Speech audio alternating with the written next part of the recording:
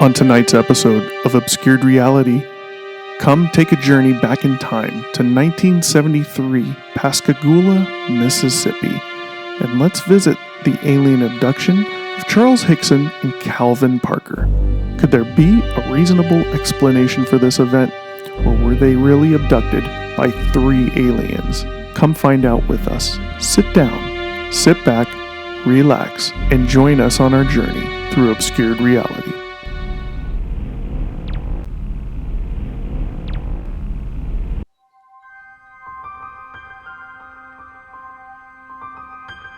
Welcome to another episode of Obscured Reality.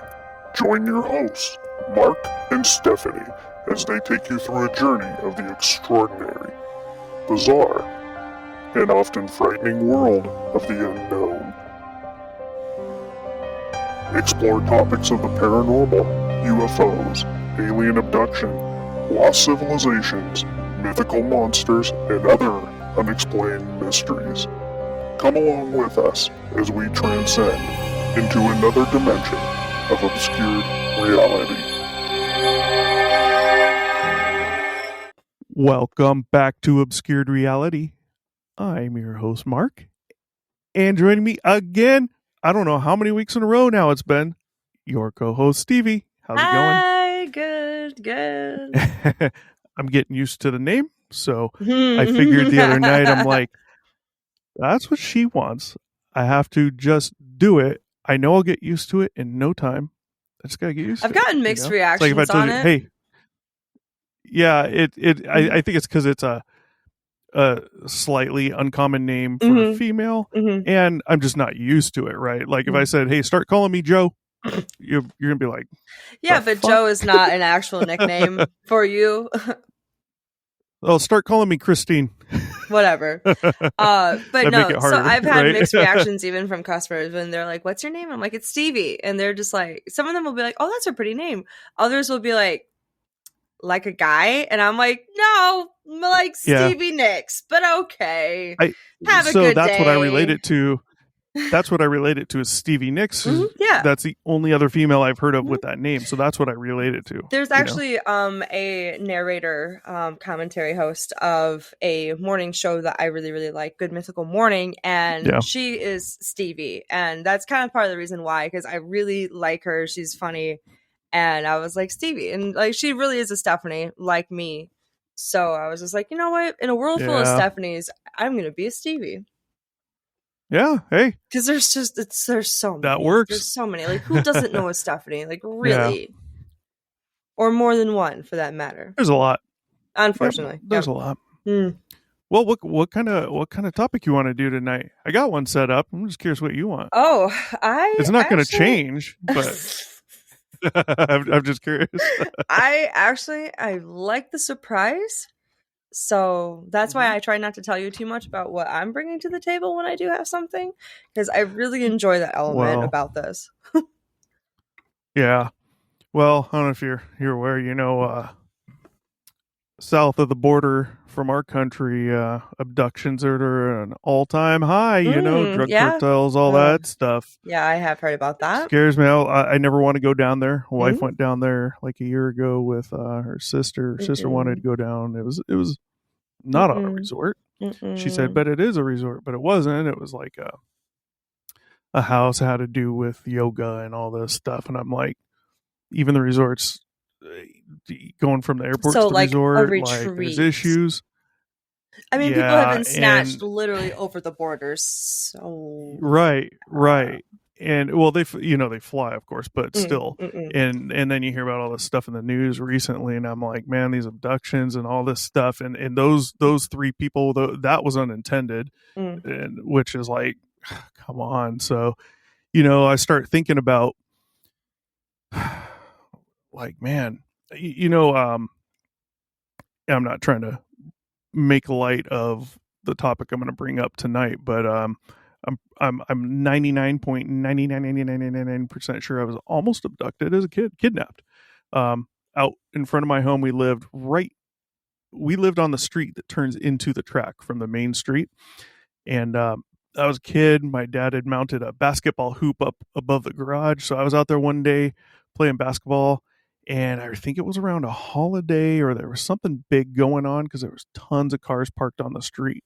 So it might have been uh, a party type holiday, Okay. like New Year's or something. I remember it being warmer out, so it wasn't that. But there's a lot of cars, and 4th of July, I'm young, maybe. and yeah, I don't know, Okay. but yeah. So I remember this car parked across the street. We live 2 houses in, so the car parked across the street, and I noticed. I've always noticed stuff that doesn't belong a lot of times, and I noticed it. And this guy gets out, older guy, 40s, and just casually just starts walking across the street, and he's looking at me, and he's like, "Hey, want to shoot some hoops?"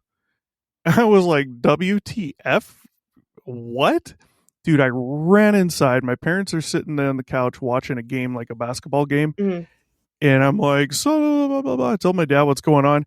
We went to the window in the front room, which is right there. Gone.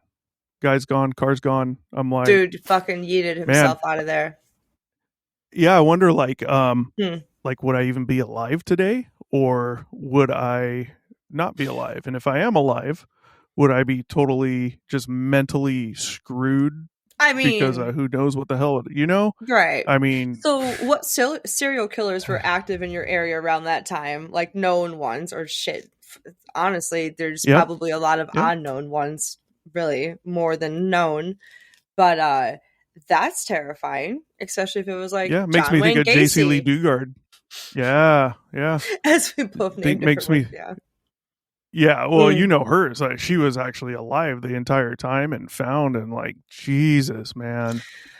I feel so bad for her. Like, that's like, and it's like, well, she should still be alive. But then she had to deal with all that crap the entire time. It's like, and now that you come back to normal life, now you think about it, I only imagine like there's got to be a lot of regret and just sad, shitty feelings knowing that half of your life was just disappeared like that, Mm-hmm. But it's really upsetting. Well, yeah, tonight's an abduction, but not that kind of abduction. First time so far on Obscured Reality, an alien abduction. Haven't done one yet, so this one's kind of cool. It's an easy one. It's not too long. Okay. Have you heard of the Pascagoula abduction? Honest to God, it sounds super familiar, but I'm sure as you explain, I will either recall it or not. Yeah, I've heard it before. I've never really looked into it, but I've heard the name and it sounded familiar to me as well. Pascagoula, Mississippi is where this takes place in 1973. So quite a while ago, 40 something years ago, right? So this was an alleged UFO sighting. Yeah. Okay. Well, I said 40 something, right? Like oh yeah, we're at 50. 50, yeah. Yep, 50. Got it. I was gonna say, hold up, I'm almost 40. Chill. Yeah. So this was an alleged UFO sighting and alien abduction, 1973. Mm-hmm. The two guys are Charles Hickson and Calvin Parker. They both claimed they were abducted while fishing on a pier near Pascagoula, Mississippi. Is this like backwoods or super country? How far out of a major city are what's it called again? Pascagoula? Pascagoula. Look it up while we're talking. I'm not 100% sure. Let me grab that phone. I wasn't too concerned on where it was. If I recall, it was a river. But Pascagoula, Mississippi. Yeah, so this happened October 11th in 73. October 11th. Charles Hickson, 42 years old, and Calvin Parker, 19 years old. Okay. They told the Jackson County, Mississippi Sheriff's Office they were fishing off a pier on the west bank of the Pascagoula River in Mississippi when they heard a whirring, whizzing sound. They saw 2 flashing blue lights and observed an oval-shaped object about 30 to 40 feet across and 8 to 10 feet high. Both Parker and Hickson claimed they were conscious but paralyzed, while 3 creatures with robotic slit mouths and crab-like pinchers took them aboard the object and subjected them to an examination. Of the rectal kind? Interesting. I don't know, but it's kind of interesting. So have something to do with butts. Yeah, some. Okay, and this is a type. Yeah. Sorry, I did look it up. It looks like we are closer to Mobile, Gulfport, Louisiana, than we are to Mobile. Mm-hmm. The thing is, though, if you zoom in, it's a little tiny town. If you zoom in real close, there's 2 Pascagoula rivers, so it's really interesting. I don't know, like, exactly. What if it splits? It's not a split. One, well, I mean, it's really like hard at some to point explain. It probably splits, maybe. No. How close is it to the ocean? Oh, it's on the ocean. It literally spits out into the ocean. Yeah. It's more of a marsh and a coastal reserve in a lot of the areas. But, like, the thing is, though, I guess, yeah, it does split. But at the same time, there's another river that, like, feeds into, I don't know, dude. This Pascagoula River is not one river. It's multiple rivers. So I'm interested to see as to what part they were sitting on, pier-wise. So I'm curious why. You mentioned backwoods, and you're curious to see why does that matter to you? Not that it should, not that it shouldn't. I'm just curious. Most sightings that I've heard of happen either around water, and also I've noticed that it's around, like, less populated areas. Like when I lived in West Virginia for a little bit, like the woods were ripe of stories like that. So it's not only the water, the USO, it's also just lack of human population. Right. Okay. Yeah. I the reason I mentioned that is because I didn't know where you were going with that, but we always hear in these types of stories, especially abductions. I think you hear of things like that. People saying, "Yeah, but the guy that reported it was some drunk hick, drinks a 12-pack a day, and this and that, blah blah blah blah blah." And I've always kind of been like, what makes the fact that he, that person says they saw something different from me? I don't drink much, often at all anymore. And honestly, I've told you I've never had anything I can't explain happen until I moved where I'm at today, right? And I rarely drink. Like, what's it matter that maybe the person comes from a lower educated area? Right. That doesn't mean, people always say, oh, they don't know what they're seeing and this and that and airplanes and helicopters. Like, MFer, it's a lot of stereotypes and classism. That's what it is now. Yeah, they're 30, 40, 50 years old. Like, you're telling me they don't know what an airplane flying through the sky looks like, or what a helicopter looks like or sounds like. Like, come on, I hate that shit. And I get it. Like, there's certain things, like, especially if you look at, like, Bob Lazar, he keeps popping up everywhere. People want to call him not credible, and you look into his story and it's like, well, it's proven that he's basically, it appears like he's lied about stuff. And I want to, I think those things are a little more important than simply, well, this guy's some hick from Louisiana and he drinks all day and night and blah, blah, blah. It doesn't mean he didn't see something, something unexplained. You can't just single them out because of that, Agreed. So I was just curious where you're going with that. Didn't matter either way. I was just curious because simply, you always hear that, it's just simply lack of human population. Like I said, when I lived in a very low populated area of the mountains when I was in West Virginia, a lot of people had stories. About lights. Yeah. So that's what I was just wondering. But yeah, there's Are you friends with any of them still? No. So there's 2 parts of the river. One that goes through town looks like it's a pretty populated area based on the roads that I see. And then the other area is more out of town. There is a little bit of development, but it's more in the marshy area, the coastal wetland. It's bordered on one side, and then there's a little bit of development on the other side. So I'm kind of curious what pier they're talking about, what one they were sitting on, just for reference for story. I think we'll keep your Google up. I think we might get there if I recall. It's in here. Cool. So, so this thing's about 30 to 40 feet wide and about 8 to 10 feet high. So what's interesting about what I just read, the description that they said, 3 creatures, robotic slit mouths and crab-like pinchers. Like, that's unlike almost any alien or alien abduction sighting story you've ever heard, which to me is just like, what? Red flag. It's super weird. Just weird. It is, yeah. So they let's see, got a little bit more on that. They describe the creatures as being roughly humanoid in shape and standing about 5 feet tall.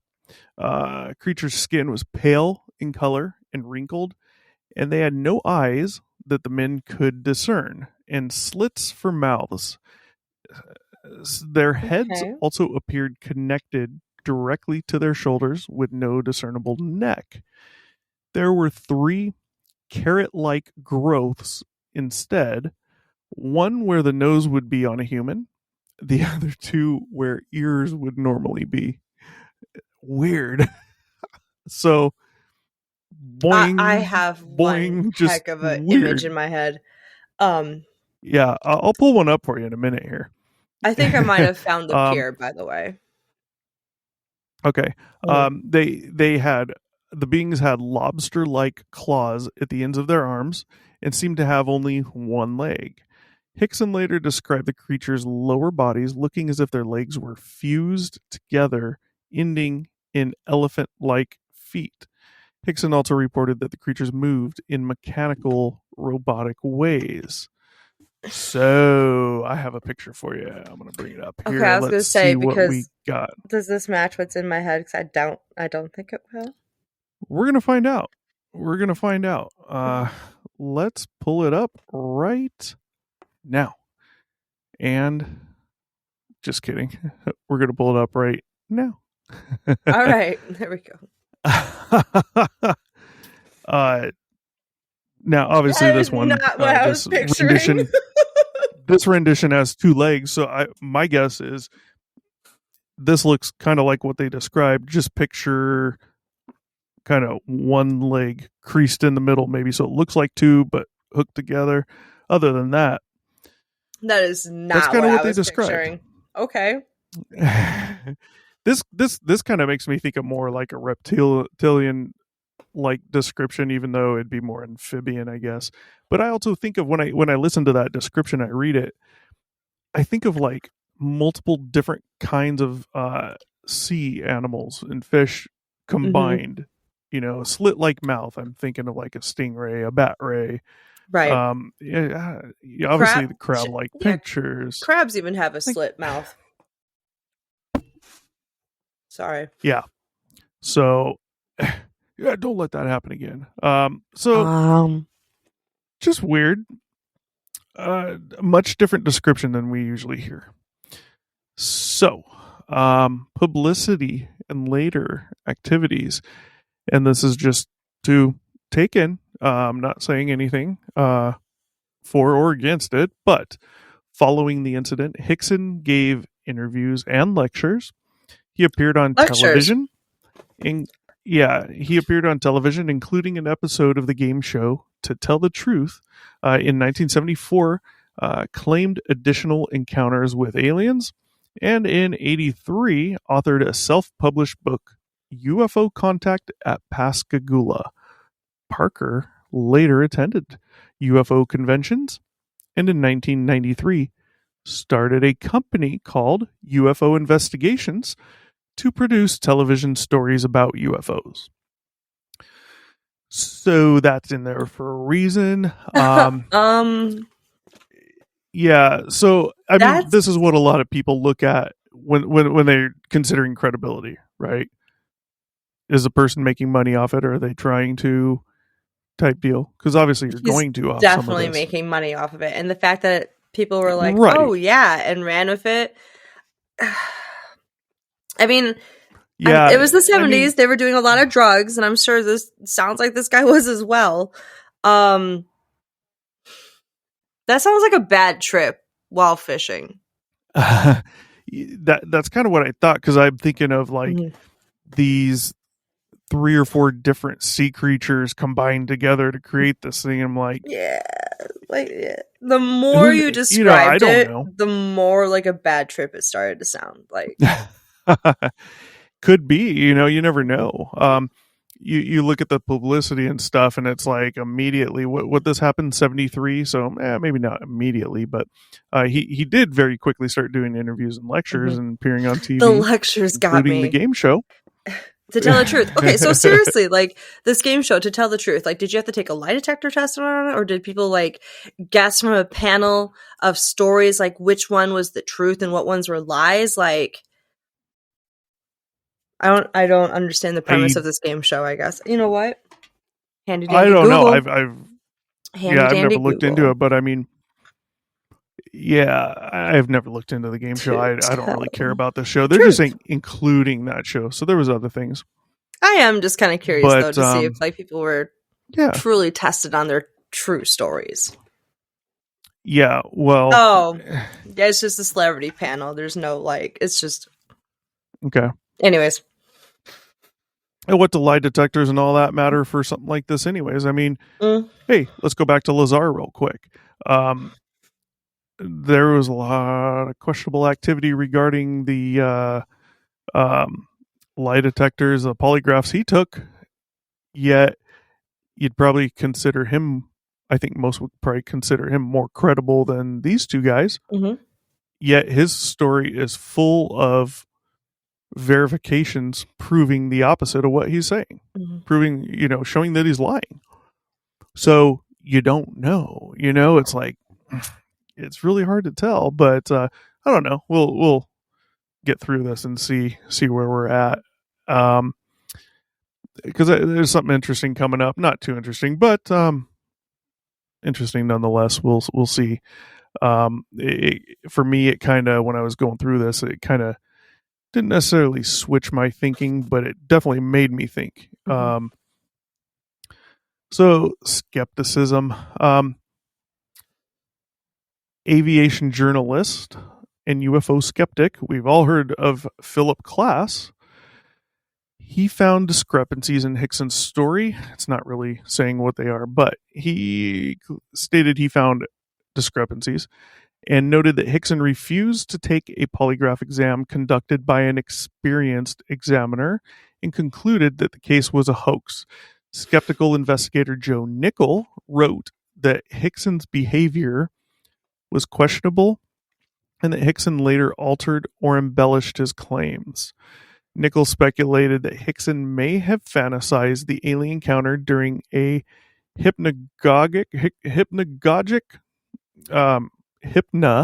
G-O-G-I-C, waking dream state, and suggested that Parker's corroboration of the tale was likely due to suggestibility because he initially told police he had passed out at the beginning of the incident and failed to regain consciousness until it was over. A claim supported by Hickson during his to tell the truth appearance. So one of these guys Parker originally told police that he passed out before it even happened and didn't wake up till after it happened. And now you talk about the power of suggestion. If Hickson's telling him, "Oh, I saw this, blah blah blah," I want to know, why was he passed out? I know drugs.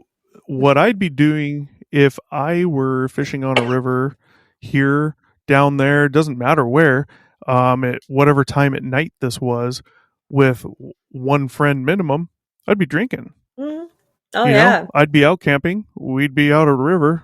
If we're out there fishing, I'd be drinking. And most likely, I'd be pretty lit.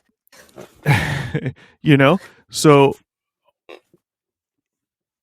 he wakes up, right? And then, he's just totally subjected to suggestion here. So who knows what Hickson really saw or didn't see or thinks he saw, or if he passed out and it was just a crazy dream because he was jacked up, Don't know. The world may never just know. Interesting. Yeah. Yeah. So you might be surprised to hear this. A historical marker has been placed near the Pascagoula River to commemorate the alleged event. No. I mean, I guess it's pretty big. Well, yeah. I mean, look, but before you cast any shade on it here, think about, Jesus, I want to say this is in Canada. If I can find this, I'll pull it up. But there's towns that have Bigfoot statues. Yeah. Right? They're commemorating Bigfoot. I mean, is it any different? That's fair. I'm Googling this now. I want to know what the sign says. Alien sign. Just look up a Pascagoula abduction historical marker. Hey, I'm going to look it up too. You guys want to see what this looks like? Yeah. Let's see. I'm wondering if we can even find a picture.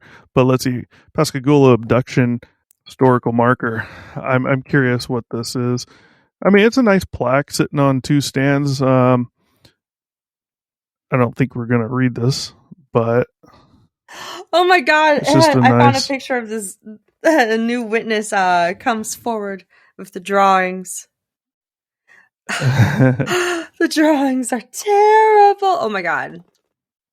I hope you find... You know what? Hang on. Let me send this to you real fast. You're going to laugh. Yeah, so I'm looking at the picture of this plaque, and... Oh, are you? You found the plaque? Oh, so there's a little more information on there. They're actual... Both of those men, Hickson and Parker, were local shipyard workers.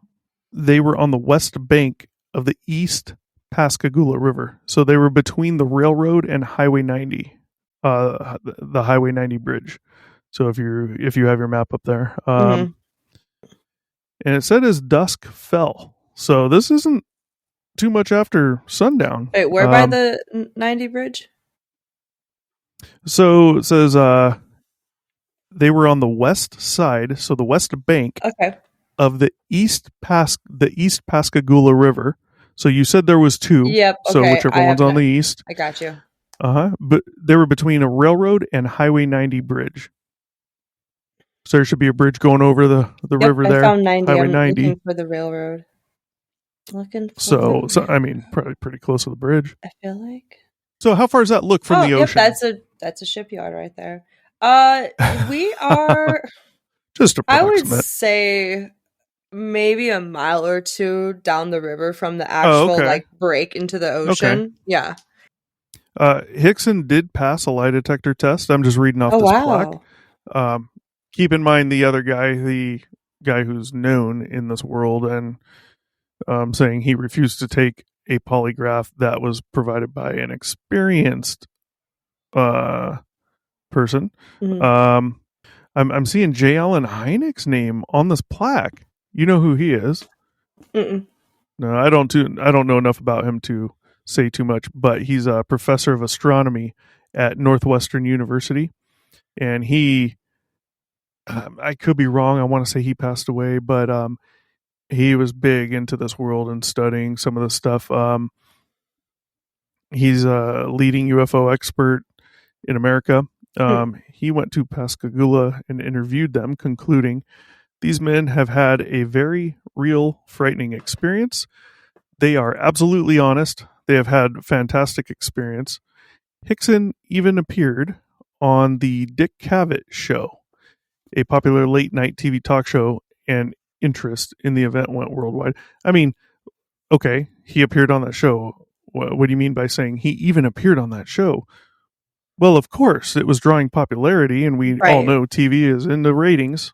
Right. I mean, that doesn't prove or disprove anything. Mm-hmm. And then didn't he start his own show for people business? Start his own business. That was what it was. Yeah, I think that was Parker. Okay. The other guy. The other guy. I think. That's the description on the plaque. I saw the pictures you sent. obviously it's same picture, but it also shows the disc craft or whatever. Mm-hmm. Kind of interesting. But what was the other one you said? Oh, the map. Okay, so yeah, that's close to the ocean. Yeah. It almost sounds like they were fishing right by where they probably worked. That's what I'm assuming. Because there's like a shipyard right there. That plaque is at the Lighthouse Park. It's near the boat launch. So it's on the other side of the. Okay. Yeah. So that shipyard park is on the other side of the I-90 bridge from the shipyard. This is where I kind of took a pause and I was like, huh. On the same October 1973 night, so the same night they saw this and claimed to have this encounter, not far from where the marker will be placed. So obviously this article is written before the marker, but not far from where that marker is, on the east bank of the river, a person by the name of Maria Blair was waiting with her husband, Jerry Blair, waiting for him to leave on a boat to work offshore. What she saw that night is something that she's telling for the first time publicly. Ooh. This is just for this article. Here's what she said. It was a warm night. It was like 73 degrees. This is all quote. And it was kind of easy to just sit in the car and wait for the captain to get there, Blair said. While they were waiting, Jerry went to sleep and Mary saw what she describes as a strange blue light streaking back and forth. Keep in mind, Hickson and Parker, they described the object they saw as blue lights, okay? She continues, you're looking up at the sky, looking at stars, the Big Dipper and things. That's when I saw it rise up into the sky, Blair said. Where I saw it come up, the blue light was just right over where they were abducted. At the time, she thought it was a plane or helicopter. Quote, you don't think it was a UFO, Blair said. According to Blair, the blue light continued moving without noticeable sound for about 30 minutes when it went out of sight. She said, we hear this loud water, just something fell in the water. It was a loud splash, she said. The water was just rippling, and when I looked down, that's when it looked like a person in the water. I was looking just right below me. So Blair still doesn't know what she saw in the water and didn't think much of it until the next day when she heard about what Parker and Hickson had told the Jackson County Sheriff's Department. Pause. Hold up. You saw what looked like a person in the water and you thought nothing of it. Red flag. Okay. All right. Red flag. You know, I've always heard this with any type of story, whether it be the government coming out with some good information for you, whether it be UAPs or COVID or vaccines, doesn't matter. You're always left wanting more because there's always the unanswered questions that obviously should have been asked and never were. You thought you saw a person in the water right there. None of this stuff makes sense. And you're like, well, I didn't think anything of it. But, I mean, hey, with all due respect, it was normal people going swimming there. I mean, it wasn't late, right? So it was just after dusk. So it wasn't too late at night. But it's a canal. I don't know, but they were at the park. They were over at the park, people, so yeah, who knows? So she says, she's just going back to it. She's just saying, I was watching two men being abducted by a UFO. I think she's just relating to the story she heard before, saying, it turns out that's what I was seeing and didn't even know it. I was just seeing the blue lights, right? But turns out this is what was really going on. That's interesting because she heard the story later. Despite believing what she saw was a UFO, she never talked about it to anyone except her family.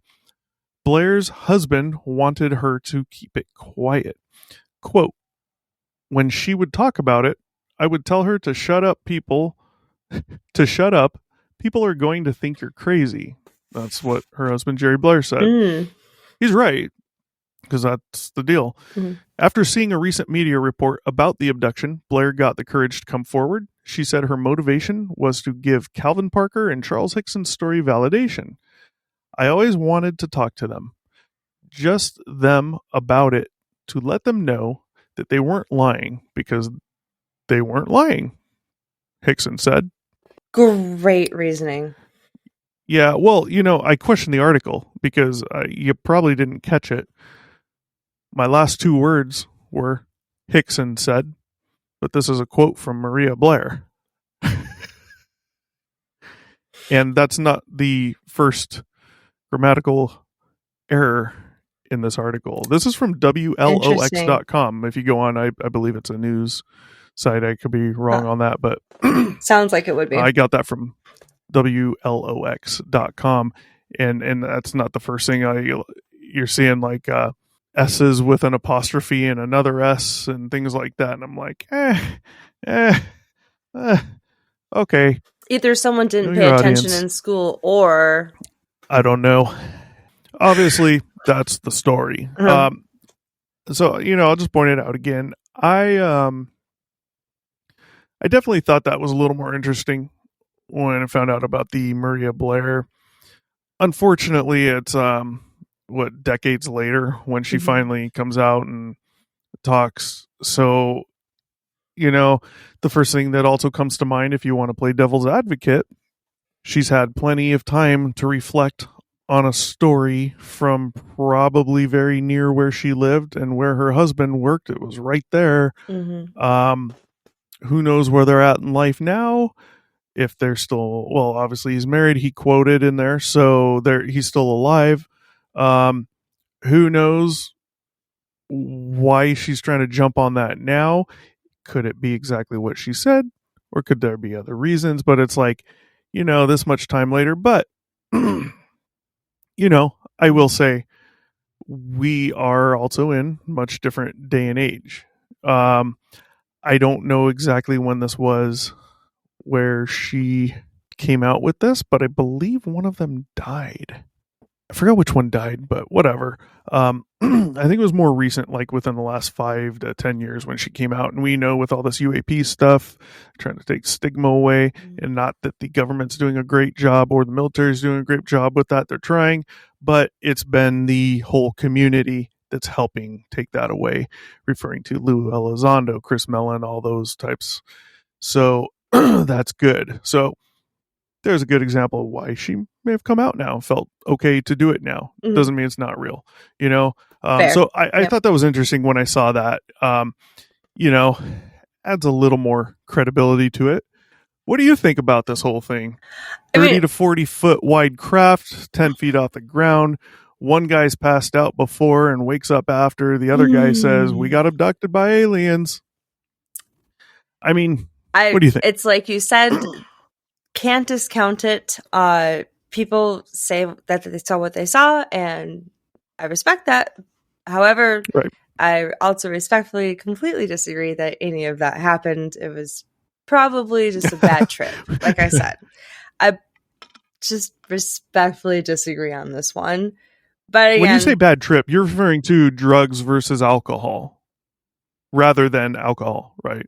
Either. Because people can get lost, and people have demons, so you never know. You never know. But then again, honestly, I mean, there are mushrooms and acid or whatever. So I've never done drugs. I've never really been a drinker. There was a period of time where a friend of mine, co-host Mike, we would go to a happy hour at a local restaurant a lot. There was a period of a couple of years we would go like a good chunk of the year. Like we would go 2 to 4 nights out of a Monday through Friday. It was right by his house too. We go to happy hour. Sometimes we'd have like 3 drinks, and they wouldn't over pour. They wouldn't exaggeratively over pour. I used to bartend, and we were free pour where I was, and cheap, and they didn't care what we did. They didn't pour like I would have poured, but it still wasn't the exact amount of alcohol you're legally supposed to have in a drink. The ones where they pour it, and as they're dumping it, they're still pouring. Yeah. Right. Yeah. And you could easily have 2 drinks like that. Jesus Christ, my Siri just scared me. Anyways, you could easily have 2 or 3 drinks of theirs at this place, and you wouldn't even get a buzz. Okay. Right. But there was nights we had 8 to 9 drinks each. Wow. And we walked to his house because it was right down the street. Right there. And we walked back later and get the cars, right? Yeah. So, I mean, there was nights we got pretty buzzed. Tore up. Others we didn't. Yeah. Mm-hmm. And, you know, that was the most that I ever drank was that short period in my life. Other than that, it wasn't a big thing for me, right? I also, for me, it's almost pointless to drink, I feel, unless you're at least going to get a buzz, because they're just pointless as far as the money you're going to spend, unless you drink at home, because it's way cheaper. Yeah. Go to a restaurant, it's rare for me. Everyone's different. I'm not saying you're wrong for doing it differently. Anyone out there, I'm see, that's why I like that bar I told you about, Spirited, because they have very good drinks, and 2 of them will fuck you up. Yeah. So, you know, I hit a point in my life. You know, I was also going to one of our other good friends' house that Mike knows. He lives about 40 miles away. I'd go there every weekend after work on a Friday, and I'd stay Friday night, and most of the time I'd stay Saturday night also. He had kids, and we would hang out. We'd play Super Mario Kart for shots, and we'd be buzzed most every weekend on at least one of those 2 nights, if not both. And sometime other friends would come over, you know, and that's it. Hey, Mario Kart party. Well, yeah, it wasn't as much drinking as it sounds like, but it kind of was, and it wasn't. And then, you know, certain things happen in life, so I wasn't going over there all the time, so I was drinking way less after that. Still doing happy hour, but not as much. But you never had, like, hallucinations or anything like that. Well, I'm getting there. No, but I hit a point where I saw something in me changed when I got like that, when I got buzzed. And it was when I got, and I know, buzz driving is drunk driving. Of course, you're over a certain limit, you're considered drunk. I get that. I'm just using it to describe different levels in your head of, I was going to say alcohol abuse, but different levels of where you're at in the stage of being drunk, intoxicated, consumed by alcohol, intoxicated. And I hit a point where something changed. I don't know what it was, but I'd hit a certain point where if it wasn't just a super light buzz, if it was more, where I was a different person. And it kind of scared me because it wasn't something I liked. You know, I wasn't going out beating the crap out of people. It was nothing like that, but it was just completely different and not you. It's hard fully to explain. No, I get it. No, not me at all, and might have been willing to do more things than I should have been doing, as far as my mouth, maybe, or other things. I don't know. I don't know how to describe it, but just because that could lead you in like 5 different directions. The same person. Well, right, maybe 6. Because I probably went somewhere you're not even thinking. I don't know. It was weird. So I don't know. We come back to the story here, and who's drinking, who's not drinking, and that's why I asked you. You know, what were you thinking when you said that? Were you referring to drugs or alcohol or both? You know, and I was just curious because I would see it different. You know, I would say, well, I don't know. As far as the story, we're back to you. What did you think about the story? Let's just get back to that before. Jesus, let me have another sip. Shit. So, I am someone who's done drugs before. Surprise, surprise. I have done acid. I've done mushrooms. I traveled with the Renaissance Fair for a good couple of years. So I had hippie friends. It happens. Oh well. It was a great experience. Great experience, honestly. I do enjoy it, and I would do it again. Anyways, I personally have had different types of trips, including some that were very visual. Now, other people that I know also have had very visual trips. It all depends on like the strain and how you ingested it and like the type of environment you've put yourself into. So Right. I know just from experience that it is very possible to do a particular strain of mushroom and have very visual hallucinations versus like others will give you more of a feel, a different type of like body high, and like it's called like ego loss. So that's why I'm saying it could be either or, just simply because I've seen how people react and what drugs can do on a first-hand basis, like hallucinatory drugs. You never know. It's the 70s also as well. Not hating. Open your mind. Be free. So, this was not the 70s when you were going to these Renaissance fairs. Oh, no. I meant like in 70s. The story. It was like the 70s in the story. Gotcha. So, like, I'm like, no. You alive? No, I was doing... No, I was not. My mother was barely alive in the 70s. Right. Biologically, yes. So... the real one, the one that like meow, not Carol, but she was barely alive in the 70s. Moving on. Yeah. So, no, there was like, obviously there was a lot of heavy hallucinatory drug use back then as well. So you never really know. Right. They could have been smoking a joint that was like laced or something, and they didn't know that. You know, it's again the 70s.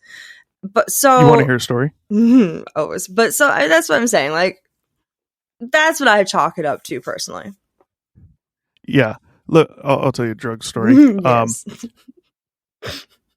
I actually legally had some once. I was in a pretty bad motorcycle accident back in 2004. And bad enough, I only remember like 5 pieces of the accident. Whatever. Fortunately, the hospital was close. And I was on Dilaudid and morphine. There's like I'm worried about the issues I'm going to have as I get older because of things like my wrists, my knees, some things that happen. And I was on morphine and Dilaudid, and you know, you're talking strong stuff. You're talking a lot of pain, right? Mm-hmm. I didn't feel much pain in the hospital. I had this dream, and I swear to God, it wasn't a dream. I know it was. Mm-hmm.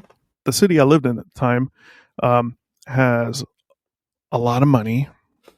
They have 4 or 5 police helicopters that they do not need.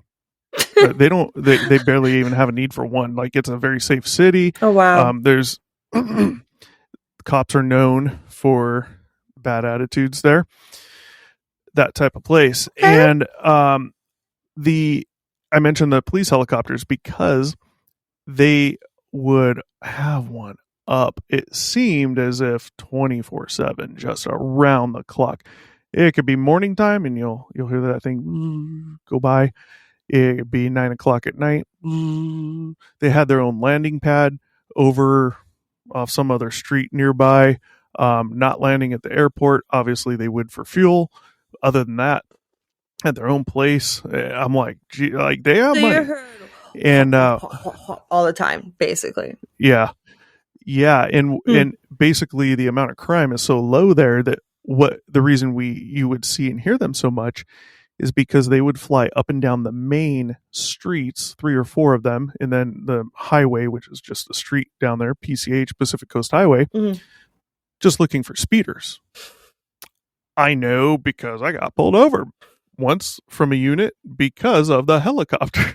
What? And fucking rats. God that's the majority of what they did. Wow, and still do. Great taxpayer use of money right there. So, yeah. So I'm in the hospital, 2004, Dilaudid and morphine, and I had this dream that was the most real dream in the world. And I dreamed that I was at my house in the backyard, sitting in one of the chairs at the table that's out there. Everything was 100% fact, like true to life. As it was, yeah. There's an overhang. Yeah, there's an overhang over the patio. And the police helicopter comes and hovers down in the backyard, which there's no room in real life for this to happen, hovers in the backyard like 5 feet off the ground. It's all grass, but in the dream, dirt and dust was just blowing up everywhere, and I was movie style. In my dream, it was all getting in my mouth. I woke up spitting in my hospital bed, spitting the dirt out of my mouth. That's how real this was. And I think the reason I probably had the dream, minus the Dilaudid and morphine, I was going to say some type of something outside of the hospital there. Probably their big air conditioning units down below. I mean, I was up higher, but it was probably the air conditioning units, and there was a hum out there. And I think that's, dreams get triggered a lot by things you think about, events that happen that are just boom, spontaneous out of the blue, you never expected, at least for me. Noises, things like that. A kid once, she was probably about 4 or 5 years old. She was sleeping one time. I was waking her up in the morning. And at the time, Minecraft was much bigger, and I had a Minecraft app on my phone that would play the different noises from all the different characters in Minecraft. And it was like, I think it was the green guy, the tall green guy that walks around. And I forgot what noise he made. Yeah. And she was sleeping, and we were waking her up because we were going somewhere. And I pulled up the app, and I went up next to her. And I was just going to wake her up like that, right? And I started playing the noise like, it was a Minecraft noise that I knew she knew. She woke up, had a dream about Minecraft in those split seconds. And we all know from scientific studies, dreams only last a couple dreams seconds. Have been proven to, it's like, it could be 3 days in your dream. But not in reality. Could feel like all night, So, so back to what you were saying. I mean, obviously, if drugs were at play, I could totally see it. I'm not saying drugs were or were not at play in this Pascagoula event, but I can completely see how, in my thinking on that, goes solely off their description of this supposed alien. I'm picturing 3 or 4 different kinds of fish. What were they doing? They were fishing. What do they probably do a lot? Fish. Where do they work at? Fishing boats. I'm just thinking different sea creatures, and it's common images in their head, or the one guy's head, I'm going to say. I just don't understand where the elephant feet come into play with all this. Like, they were saying like elephant feet. Okay. They weren't saying it looked like elephant feet. They were saying the way he had mentioned that it didn't appear to have 2 legs. It was more like 2 legs into one, and the way they came down would resemble something like elephant feet. He wasn't saying it was an elephant leg with elephant feet. But and you see the image it pulled up. I mean, it's like, where do you go with that? And back to art school. For me, I'm gonna look at the story and be like, well, like, if I had to call this one, I'd say that there's a good chance both, or at least the one in particular, maybe really thought something happened. However, I'm thinking there's just more to it, and nothing really happened. Kind of like along the lines you're saying. And I'm just going off the description. The description is unlike any other supposed alien story you've ever heard. Yeah. Even as far out as some of those can go, the description is far off. The description somewhat relates to what they do on a daily basis for their jobs and what they were doing at the time. True. Yeah. So, that's just where my mind takes me with that when I analysis. hear that. That's a good one. I like it. I don't know. You tell me. I mean, I can't tell you. I wasn't there. So I can just give you my unprofessional opinion. Would you have wanted to be there? No. If it didn't happen, yes. Correct. No? Correct. I'm good. If it didn't happen. If it didn't happen, sure, I'd be there. Sure. A little bit of Mississippi moonshine. Yeah. Shit.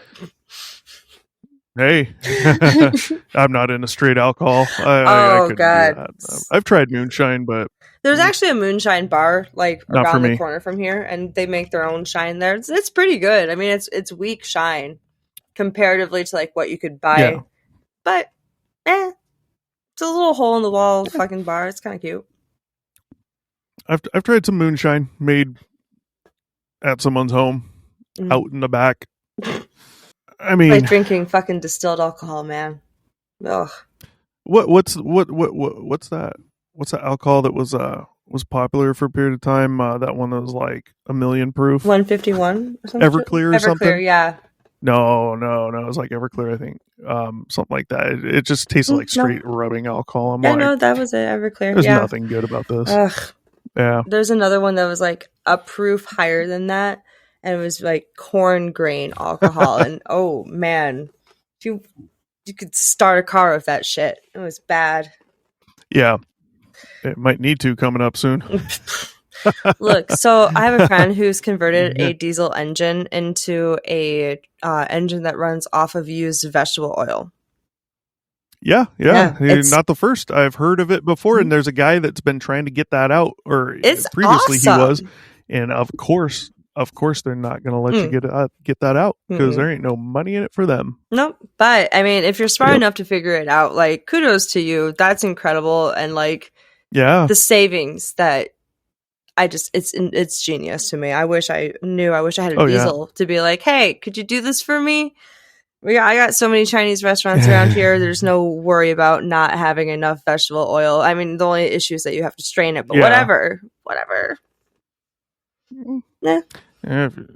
Gas prices these days are probably worth it, especially the work. I don't know what you guys are at there, but we're at like $3.34, I believe. Are you guys still in like 5-6 range or something? How fucking long ago were we at $3 a gallon out here? Holy shit. Oh my God, I'm pulling a mic. My mouth is going to come out now. Fuck that. Jesus Christ, we're at like 520 right now, and that went down. Yeah. No, it's complete bullshit because we always see this crap in the news. You always read about the news and they're like, oh, gas prices are on the rise again. They're back at another all-time high. And they're like 4 something in Texas or whatever, wherever they're talking about. I'm like, what are you guys talking about? I think why are you not highest you guys reporting get was California like 9 gas prices? Wasn't the highest you like? Okay. No, I think it. I don't know. You'd have to look it up. I don't know, but it was I think around 6 or over. It was over 6, I think. Okay, yeah, because out in Victorville, at I least believe in our area, I was told 8. Yeah, 8 or 9. Yeah, there might have been some areas where it was higher. I don't know, but we always see this crap in the news, and I'm like, you guys are talking about the high gas prices and the highest in the nation, and this and that, and blah blah blah. Why have they never said anything about the prices in California? See, makes me wonder. We're going to go into government conspiracy theories at some other point. I'm sure we'll have to do something on this bullshit, but definitely. I think, like, my mind would go to something along those lines as to why news agencies are talking about it, yet they're not actually talking about where it is the highest and way effing higher than what they're reporting as one of the highest. Complete bullshit. I mean, maybe Sorry, for something Pascagoula. like a national average, but definitely not the highest. But yeah, no. I got a good couple of government conspiracies as well, so that will be fun. Actually, I have more than a couple. Well, start sending stuff over to me. I'll put them on the list. I got some time now. Perfect. So, we'll do. Yeah, all right. Well, any final thoughts on the Pascagoula alien abduction event? No. I feel like I made my I think you summed it up. idea very clear of what I feel like is going on. Yeah. Well, is what it is. Whether they saw something or whether at least the one guy saw something or not, I can completely believe he may have thought he did. We'll see. I don't know. Jury's never gonna. Well, I mean, the jury's back, out. But jury's always out. That story's never going to change. So yeah, if you got a story of your own, personal story, something's happened to you, we've told ours on the show, and we still have some more to tell. Send them over to us, obscuredr1@gmail.com. We would like to share your story for you if you wish. Anonymously is fine. Not anonymously is fine. You got something to say, Steph? I was going to say, don't forget to like, subscribe, and follow. Turn on alerts. Hit that little bell so you know every Friday when more episodes are released. Yeah, they'll be out every Friday, one show a week. Send us your personal stories. At some point, we may look at having people call in for some of them if you'd like to. Completely up to you. I know some of these stories that we go over, we're definitely putting some thought into, whether it's intelligent thought or not. Hey, you decide. Comment that down below. Hey, we respect opinions. But especially personal stories, like, we're looking at these are stories that have been around for a long time. We're not casting a ton of shade on these people. It's not, hey, you're a liar and blah blah blah, but it's about looking at the facts, the proof, the evidence, something I'm going to call PFEs on this channel. Proof, facts, and evidence. Why? Because it's going to be very important when we do our Bob Lazar saga. He's going to take a lot of our time. Yes. And proof for things, facts, evidence to support your claims. These are all very important things. And it's about realistically looking at things and what are the best conclusions we can come up with, whether something's explainable or whether it's really not explainable. So we definitely want to hear your stories. We won't be harsh, I promise. And if we do some live call-ins, it's 100% respectful. I mean, I am not one to say you didn't see what you say you saw. It's happened to me too. We may have different opinions. We may have different outcomes, different ways of looking at things, but that comes with the territory, of course. But I've had my own things, and never until I moved here, and I'm just like, what the hell? Like, some of these I just cannot explain, and I get it. It doesn't matter if you're doing drugs, doesn't matter if you're drinking. There's still something you can't explain after the fact when you're sober. Then it's still odd, Yeah. So I've been plagued with weird things my entire life, but I mean, also if I told people these weird things, they'd be like, it's just drugs. It's just a feeling. No, because a lot of it happened when I was a kid too. They'd be like, oh, well, it's just because you were a child and you were scared, something of like the situation along those lines. So like, everyone has our minds are a lot different when we're kids. I remember much thinking back to some stuff, and the way you look at things without the knowledge base is just a lot different, and it's amazing how real certain things are, and versus now. I'll tell you about one of those after the show. It's just odd, but like she said, like, share, subscribe, of course. As you know, especially, and comment down below too. But like and share, subscribe, that stuff helps out a lot. So, on that note, we'll be back in a week, and we'll talk to you guys soon. Bye. Peace out. Thanks for watching. Be sure to check back with us often for new episodes. Feel free to drop a comment, and don't forget to like, share, and subscribe to Obscured Reality.